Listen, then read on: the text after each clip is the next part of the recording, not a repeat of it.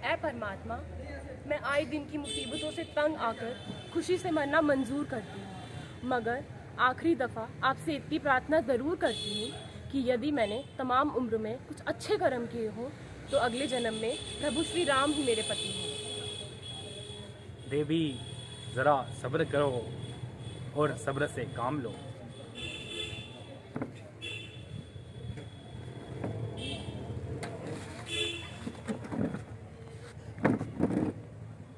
बिल्कुल गंबार बना है तू, फिर शेखी अपनी तानता है, फिर धनुष उठाने को कहता, ना सीख किसी की मानता है। मालूम होता है तेरी बातों से तू अपनी शान गवाएगा, तू बोली बड़बड़ बोलता है, मूर्ख मिट्टी में मिल जाएगा।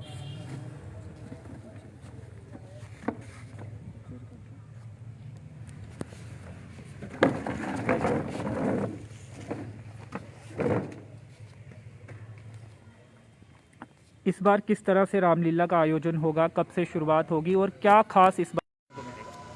सबसे पहले तो मैं अपने सभी कलाकारों से, साथियों से जोर से बोले, बोल सियापति रामचंद्र महाराज की जय, पवन सुत हनुमान की जय। जैसा कि आपको ज्ञात है, 7 तारीख से नवरात्रि शुरू हो रही है और दुर्गा नाटक मंडली रियासी की एक बहुत पुरानी मंडली होने के नाते हर वर्ष रामचरितमानस का मंचन इस पंडाल में करती है। तो इस बार कोविड के हालात भी हैं, लेकिन फिर भी हमने निर्णय लिया है कि जैसा सारी संस्थाएं, चाहे वो सरकारी हैं या गैर सरकारी हैं, तो कोविड से बाहर निकलने की कोशिश कर रही हैं। तो हमें भी हमारी पूरी मंडली ने या शहरवासियों ने यही सलाह दी है कि रामचरितमानस का मंचन करना ज़रूरी है। तो हम भी इस साल 7 तारीख को पहले नवरात्रे से रामचरितमानस का मंचन करेंगे इसी मंच से। और यहाँ तक अपने शहर में कोविड के हालात हैं, तो उसके लिए जितनी भी प्रिकॉशंस हमें प्रशासन देगा या प्रशासन की जो गाइडलाइंस हैं जो हमारे लिए ही हैं, उन सब को फॉलो करते हुए हम लोग पहली 7 तारीख को जो पहला नवरात्रा है उसी दिन रामचरितमानस का मंचन शुरू करेंगे। हालांकि इस बार जो नवरात्रे हैं वो 8 नवरात्रे मिल रहे हैं और हमारी जो मंचन होता है ये 9 दिनों में पूरा हम लोग करते हैं। तो इसलिए हम लोग कुछ दृश्यों को बीच में से हटाएंगे ताकि हम लोग 14 तारीख को इस रामचरितमानस मंचन का अंत कर दें और 15 तारीख को हम लोग अपनी रस्म के मुताबिक जो है दशहरा भी इस पंडाल में सिंबॉलिक तौर पे उसको भी सेलिब्रेट कर दें, जैसा हमने पिछली बार भी किया था। हालांकि मैं अपने शहरवासियों को ये मतलब सूचना भी देना चाहता हूँ और बहुत सारे लोगों को पता भी होगा कि पिछली बार कोविड के हालात बहुत विकट थे। उस दौरान भी हमने जो है इस पंडाल में झांकियों के द्वारा इस रस्म को जिंदा रखा था। इवन के हमने इस पंडाल में माँ ज्वाला की जोत को स्थापित किया था, जिसे नवरात्रा के बाद हमने चंद्रभागा के तट पर जाके उस जोत को विसर्जित किया था। तो इस बार हम लोग जो हमारी परंपरा है उसके मुताबिक कुछ दृश्यों को काट छाट कर इस पंडाल में दिखाएंगे। और जो दशहरा है वो रियासी में मैं पहले भी कह चुका हूँ कि हमारे इस क्षेत्र में सबसे बड़ी गैदरिंग वाला फंक्शन जो है वो दशहरा होता है। तो उस तरीके से, उतने भव्य तरीके से हम लोग दशहरा नहीं मना सकते हैं, क्योंकि हालात जो हैं वो इतने लोगों को इकट्ठा करने के अनुकूल नहीं है। तो दशहरा जो है वो हम लोग रस्म के मुताबिक निभाएंगे और कलाकारों का जोशो खरोश देखते हुए या क्लब के जो मेंबर्स हैं, नौजवान हैं जो आगे आने वाले समय में इस क्लब को चलाएंगे, उनका भी एक वो रहता है कि साल भर जो है वो रामचरितमानस मंचन के लिए वो भी बहुत कुछ सोचते हैं। तो उनको भी ध्यान में रखते हुए हम लोग रामलीला का मंचन इस साल 7 तारीख से ही करेंगे और 14 तारीख तक हम लोग रामलीला के दृश्यों को दिखाएंगे। 15 तारीख को सिंबॉलिक रूप में हम लोग अपने इसी पंडाल में दशहरा को भी सेलिब्रेट करेंगे। ये हमारा इस बार का आयोजन है।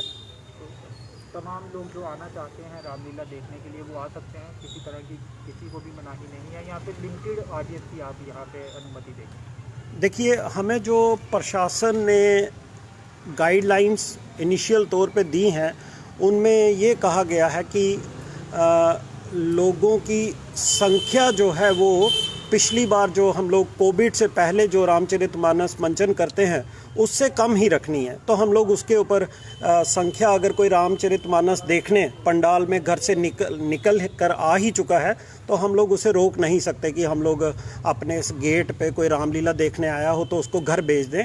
ऐसा हम लोग करना भी नहीं चाहते और कर भी नहीं सकते हैं। तो अगर कोई आया है तो हम लोग व्यवस्था करेंगे मास्क की, सैनिटाइजेशन की, सोशल डिस्टेंसिंग मेंटेन करेंगे। हमारे पास चेयर्स की फैसिलिटी है, तो हम लोग थोड़ा दूर दूर करके चेयर्स लगाएंगे। लेकिन अगर कोई पंडाल तक पहुंचा है तो उसको रामचरितमानस की मनाही कर देना कि वो ना आए, ये शायद उचित नहीं है। आएँ, लेकिन घर से भी अगर कोई प्रशासन भी कोई चीज़, मैं बार बार कहता हूँ कि प्रशासन भी अगर कुछ कहता है तो समाज की भलाई के लिए ही कहता है। तो हम लोग भी यहाँ से बार बार संदेश देंगे। हम लोग जैसे अभी कल जो है इसी मंच से, इसी पंडाल से हमने दोपहर के समय एक स्किट की व्यवस्था की है स्वच्छ भारत के ऊपर, वो हम लोग दुर्गा नाटक मंडली की तरफ से प्रस्तुत करेंगे। तो ऐसा संदेश जो है सामाजिक जाना चाहिए वो भी हम देंगे, गाइडलाइंस को भी फॉलो करेंगे। और अगर इस दौरान प्रशासन का कोई संदेश आता है रियासी की पब्लिक के लिए, उसको भी प्रसारित करेंगे। दुर्गा नाटक मंडली भी पिछले एक साल में, एक सवा साल में जितना कोविड के दौरान सहायता की जा सकती थी, चाहे वो सीता रसोई के माध्यम से हो या घर घर जो है राशन पहुंचाने की व्यवस्था करनी हो, तो हमसे भी और हमारे कार्यकर्ताओं से भी जितना हो सका तो हमने भी वो पूरा सहयोग किया है। पहले भी करते रहे हैं हम लोग। इस साल भी लिमिटेड तरीके से प्लांटेशन ड्राइव इस साल भी हमने चलाई, जो हमने व्यवस्था कर रखी है पिछले 4-5 सालों में। तो हम लोग सामाजिक कार्यक्रमों में हिस्सा लेते रहे हैं। लेकिन ये जो 1890 में एस्टेब्लिश्ड दुर्गा नाटक मंडली है, इसका उस समय का लक्ष्य जो है वो रामलीला, रामचरितमानस का संदेश, इसी को प्रसारित करना था। तो समाज में ये दुर्गा नाटक मंडली का शहर रियासी में मुख्य काम है जन्माष्टमी, रामलीला और दशहरा पर्व मनाना। तो ये हम लोग इस साल भी करेंगे और बड़े लिमिटेड तरीके से और गाइडलाइंस को फॉलो करते हुए, ताकि हम भी स्वस्थ रहें, हमारा शहर भी स्वस्थ रहे। जी, कुछ कलाकार बाहर से भी पहुंचते हैं, मुंबई से भी हमने देखा कि कलाकार पहुंचते हैं और आउट ऑफ इंडिया से भी एक कलाकार आते हैं। क्या उन्हें भी संदेश दिया गया है, वो आने वाले हैं या इस बार वो नहीं आएंगे? देखिए, ये बहुत अच्छी बात पूछी आपने। हमारे कलाकारों का उत्साह देखिए। हमारे साथ इस समय भी पंडाल में जो लोग बैठे हैं, अलग अलग जगहों पे नौकरियां करते हैं, तो हमारे साथ जुड़ते हैं और सब पढ़े लिखे गुणवान युवा हैं जो हमारे साथ नवरात्रा फेस्टिवल के दौरान जुड़ते हैं। तो इस साल भी जैसे हमारे एक कलाकार जो हैं वो स्पेन से स्पेशली रामलीला करने के लिए, अतुल केसर जो हैं, वो कल वहाँ से निकलेंगे और शायद 5 तारीख को हमारे साथ शाम को जुड़ेंगे। तो ऐसे बहुत सारे लोग जो हैं, जैसे आपने मुंबई की बात की, तो वो रियासी के बहुत जाने माने J&K के कलाकार हैं, यश उपाध्याय जी, वो मुंबई में होते हैं। तो वो भी हमारे साथ इस साल भी जुड़ेंगे, वो भी यहाँ पहुँचेंगे। कोई 4 को पहुँचेगा, कोई 5 को पहुँचेगा। तो ऐसे बहुत सारे उत्साहित लोग हैं हमारे साथ। ऐसे भी कई लोग हैं जो अलग अलग जगहों से छुट्टियां लेके, अपने अपने डिपार्टमेंट से छुट्टियां लेके इन 10, 12, 15 दिनों के लिए दुर्गा नाटक मंडली के साथ जुड़ते हैं। तो इस साल भी हमारी कोशिश है, 1-2 लोग ऐसे भी हैं जो नहीं जुड़ पाएंगे, लेकिन ज़्यादातर लोग पूरी कोशिश के साथ, क्योंकि अगर कोई समस्या बनी है तो उसमें से सिस्टम को भी उबारना है। तो दुर्गा नाटक मंडली भी एक सामाजिक सांस्कृतिक मंच है, तो हम लोग भी चाहते हैं कि ये भी कोविड के सिचुएशन से बाहर निकले। तो उसके लिए इन युवाओं का, लोगों का सहयोग अति आवश्यक है। तो बहुत सारे लोगों का सहयोग जैसे हमें पहले मिलता है, कोई अभी हमने कल मेरी एक बात हुई, हमारे एक बहुत कलाकार और बहुत सीनियर जो स्टेज को मैनेज करने वाले रमेश जी हैं, रमेश शर्मा जी, वो मध्य प्रदेश में हैं। तो कल मैंने उनसे विशेष आग्रह किया है कि वो भी कृपया इस साल हमारे साथ जुड़ें। तो उन्होंने भी बोला है कि वो भी नवरात्रों में यहाँ पहुँचेंगे। तो ऐसे कई लोग हैं जो नवरात्रा के दौरान ख़ास तौर पे रामलीला करने के लिए हमारे साथ इस साल भी जुड़ेंगे। कुछ ऐसे नाम जानना चाहेंगे जो यहाँ पर रामलीला जिन्होंने की है और अब कला के क्षेत्र में अच्छा नाम कमा रहे हैं, अलग अलग स्टेजेस में उन्होंने परफॉर्म किया हो या फिर अलग अलग स्थानों में वो इस समय यही कला के क्षेत्र में ही अपना नाम कमा रहे हैं। देखिए, इस मामले में मैं किसी पर्टिकुलर का नाम लूँ या पर्टिकुलर को छोड़ दूँ तो थोड़ा अच्छी बात नहीं है। मैं उल्टा आपको ये कहूँगा, हमारे इस क्षेत्र में अगर कोई किसी सरकारी डिपार्टमेंट में या प्राइवेट महकमे में भी रियासी में काम करता रहा हो और वो आर्टिस्ट हो, तो कहीं ना कहीं किसी न किसी रूप में वो दुर्गा नाटक मंडली से जुड़ा रहा है। कई बार ऐसा भी होता है कि कोई कलाकार जो है वो मंच से छूटने के बाद या शहर से विदाई लेने के बाद अपनी संस्था को भूल जाता है या बुला देना चाहता है, ऐसा भी हो सकता है। लेकिन मेरा ऐसा मानना है, इस रियासी जो है वो कला के हर क्षेत्र में जो है रियासी का नाम है। तो हर तरह के लोग यहाँ पे, हर कला का, चाहे वो कोई भी फील्ड हो, उसके लोग यहाँ पे बड़े बड़े नामी गिरामी मौजूद रहे हैं और अपने अपने समय में इस दुर्गा नाटक मंडली को सब ने अपनी सेवाएं दी हैं। और हमारे अभी इस पंडाल के साथ ही एक कलाकार रहते हैं, पिछले 3-4 सालों से हम लोग लगातार उनको अलग अलग टीवी सीरियल्स में देख रहे हैं। हमारे पंकज जी हैं, तो वो अभी दुर्गा नाटक मंडली के मंच से उन्होंने अभिनय शुरू किया और वो आज अलग अलग सीरियल्स में उनको हम लोग देखते हैं। ऐसे ही यश उपाध्याय जी हैं, वो मतलब उनके पास सिंगिंग के बाहर से आए हुए कॉन्ट्रैक्ट होते हैं। वो पूरा साल भर कभी दुबई या कभी अलग अलग जगहों पे जाके स्टेज शो करते रहते हैं। तो ऐसे बहुत सारे लोग हैं और मेरा जहाँ तक ऐसे सोचना है या जहाँ तक हमने खोजबीन की है, तो इस क्षेत्र में J&K में कलाकारी के जो क्षेत्र में बड़े ऊंचे नाम हैं, वो भी किसी न किसी समय इस दुर्गा नाटक मंडली के साथ जुड़े रहे हैं या उन्होंने अपना भविष्य ही इसी मंडली से शुरू किया है। एक महत्वपूर्ण सवाल है, क्योंकि किसी भी आयोजन को करवाने के लिए आर्थिक तौर पे सशक्त होना बेहद ज़रूरी होता है। तो क्या मदद आपको मिल रही है और जिस तरह पहले मिलती थी या फिर उससे भी आगे बढ़कर आपको मदद मिल रही है, या क्या अपील करेंगे आर्थिक तौर पर और मजबूत इस संस्था को बनाने के लिए? हाँ, ये भी आपने बहुत अच्छा ही वो किया है। इस समय किसी इतने बड़े मंच को चलाना आर्थिक दृष्टि से कठिन होता है जब तक आपको सहायता ना मिले। हमने आज तक जो भी किया है इस दुर्गा नाटक मंडली ने, तो वो रियासी के शहरवासियों के सहयोग से और रियासी के प्रशासन के सहयोग से ही किया है। हमें भरपूर सहयोग मिलता रहा है। कोविड की वजह से हमारी दुर्गा नाटक मंडली का जो फाइनेंशियल स्ट्रक्चर है वो भी बिगड़ा हुआ है। तो मैं मौका मिला है तो ये मंच सजाना जो है ये एक फाइनेंशियली एक बहुत कठिन कार्य होता है। तो मैं आपके माध्यम से अपने शहर वासियों को ये कहना चाहता हूँ कि दुर्गा नाटक मंडली शहर के हर एक धार्मिक सामाजिक कार्यक्रम में हिस्सा लेती है और हम लोग आपके सहयोग को भरपूर तरीके से आपके सामने रखते आए हैं, रखते रहेंगे।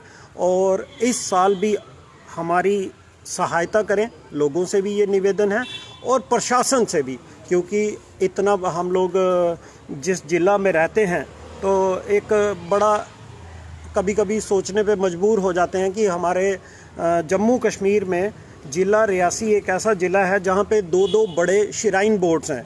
अपना कटरा का श्राइन बोर्ड है, अपना शिव खोड़ी का श्राइन बोर्ड है। तो अगर ये चाहें तो रामचरितमानस को अच्छे तरीके से, भव्य तरीके से करना कोई बहुत बड़ी बात नहीं है। हालांकि हमें कभी अपने कटरा श्राइन से सहायता मिलती थी। मुझे नहीं मालूम कि वो पिछले 4-5 सालों से क्यों बंद हो गई।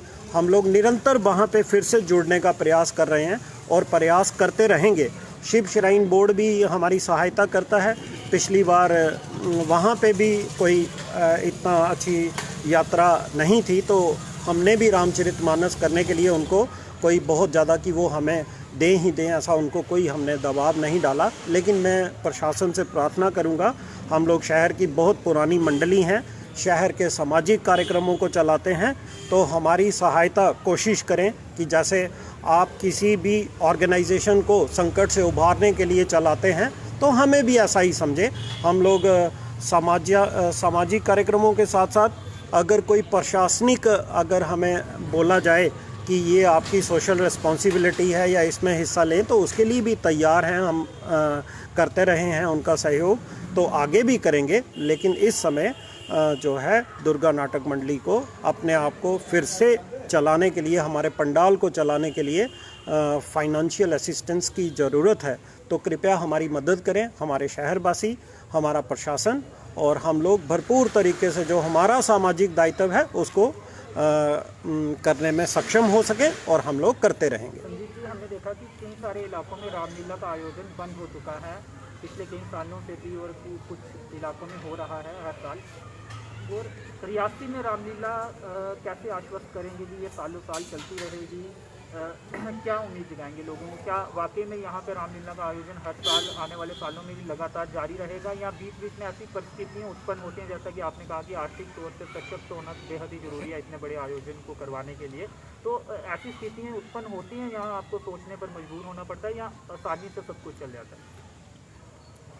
देखिए, आर्थिक तौर से अगर मुझे ऐसे कोई बोले, क्योंकि हम लोग बड़े सौभाग्यशाली हैं कि, और मेरे साथ बहुत सारे जो हैं इस समय जो क्लब के जो सीनियर लोग हैं उनका मुझे आशीर्वाद प्राप्त है, और जो मेरे से जूनियर लोग हैं ये सब बहुत सहयोग करते हैं।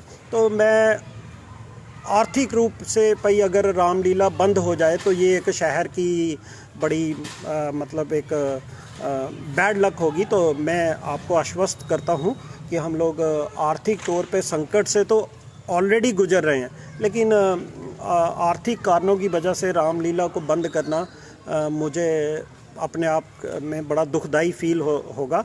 और जहाँ तक आगे पीछे की रामलीलाओं की बात है तो बहुत सारे आर्थिक कारणों के बजाय कई बार क्या होता है कि रामलीला में लोग जिस जगह पे बहुत ज़्यादा राजनीति घुस के आती है तो उन जगहों पे आर्थिक कारण नहीं होते हुए भी बंद होने के चांसेस बन जाते हैं।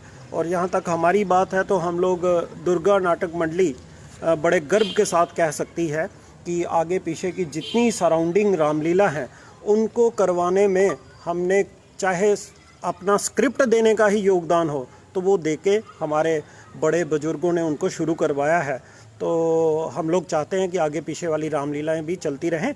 और हमारे इस मंच की बड़ी खूबसूरती है कि हमारे जो लोग हैं, चाहे वो वरिष्ठ लोग हैं चाहे हमसे जूनियर लोग हैं, अगर उनमें कोई किसी किस्म का मतभेद भी है तो इस पंडाल में घुसते समय हम लोग पता नहीं भगवान राम की क्या कृपा है कि उन मतभेदों को हम लोग भूल जाते हैं इन 15 दिनों के लिए, और सिर्फ ये सोचते हैं कि ये मंच चलना चाहिए और रामलीला जरूर होनी चाहिए। बस इतना हम लोग ध्यान में रखते हैं। और अंतिम सवाल ये है कि कटरा में हमने देखा था आपकी जो मंडली है उन्होंने जाकर उनके कलाकारों ने वहाँ रामलीला का आयोजन किया था। क्या आने वाले इस रामलीला में भी क्या ऐसी कोशिश होगी, कुछ बातचीत चल रही है कि नवरात्रा फेस्टिवल कटरा में आपके कलाकार वहाँ जाके रामलीला का मंचन करें, क्योंकि कटरा में रामलीला नहीं होती? तो देखिए ना, दुर्गा नाटक मंडली जो हमारे वरिष्ठ लोग हैं वो हर साल ये प्रयास करते रहे हैं कि अपनी रामलीला ख़त्म होने के बाद, दशहरा करने के बाद, कुछ विशेष रात्रियों के बाद हमारी रामलीला के जो हमारे वरिष्ठ लोग हैं वो हर साल क्या करते थे, एक स्थान को चिन्हित करते थे और वहाँ जाके रामलीला किया करते थे, ताकि उस जगह पे ये जागृति आ जाए कि अगले साल वो लोग खुद कहें कि हमने भी अपनी इस स्थान पर रामलीला करनी है। तो ऐसा प्रयास हमने भी जारी रखा। जहाँ तक कटरा की बात है तो एक समय ऐसा भी आया कि हम लोग यहाँ से शाम को 4 बजे 10-12 गाड़ियों में बैठ के अपना सामान यहाँ से लेके कटरा में जाके हमने रामलीला की थी।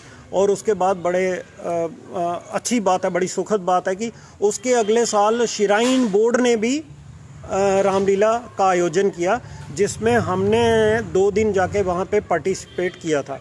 और हम लोग ऐसा प्रयास इस साल भी जारी रखेंगे।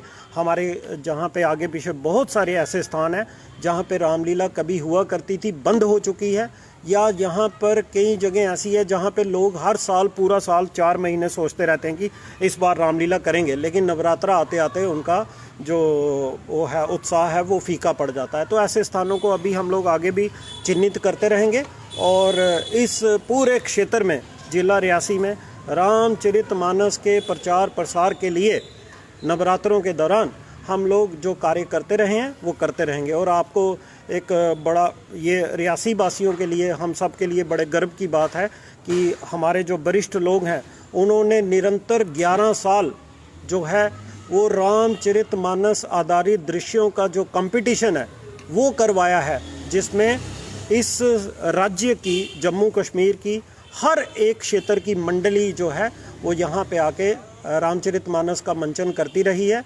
और यहाँ से जो भी प्राइजेस होते थे वो लोग जीत के ले जाते रहे हैं। तो 11 साल ऐसा रियासी। तो इस महामारी से पार पाने के बाद, बाहर निकलने के बाद, क्या इस तरह के कंपटीशन फिर से देखे जा सकते हैं रियासी, या फिर मुश्किल लगता है आपको अब रामलीला में बाहर के कलाकारों को बुलाकर आयोजन करवाना?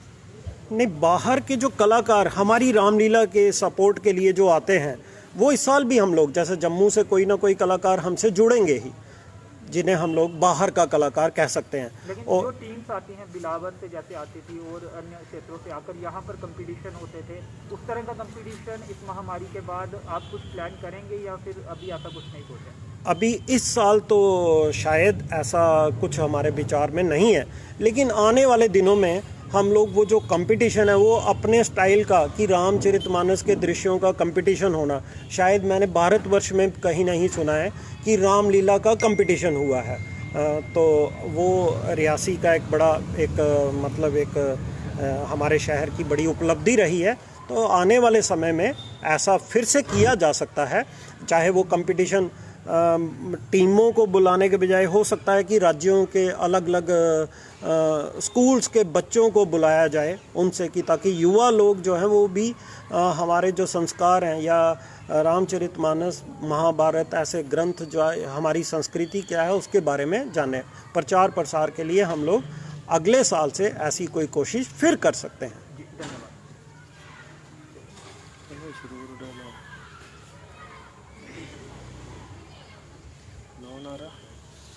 आकाश जी बोलो एक डायलॉग। जय श्री राम बोलो एक डायलॉग। हाँ बोलो। देखूं देखूं जो नजरे कहफ से दरिया को तो जल जाए, ये क्या सिफ्ते मोम हर एक को पिघल जाए, सूरज पर बल पड़े जो नजर मेरी बदल जाए, आधी जमी पाँव के साथ जाए, तिनके की तरह कौसे फलक तोड़ के रख दूं, ये क्या ऐसे हजारों धनुष तोड़ के रख दूं। बोल सियापति रामचंद्र महाराज की जय, पवन सुत हनुमान की जय।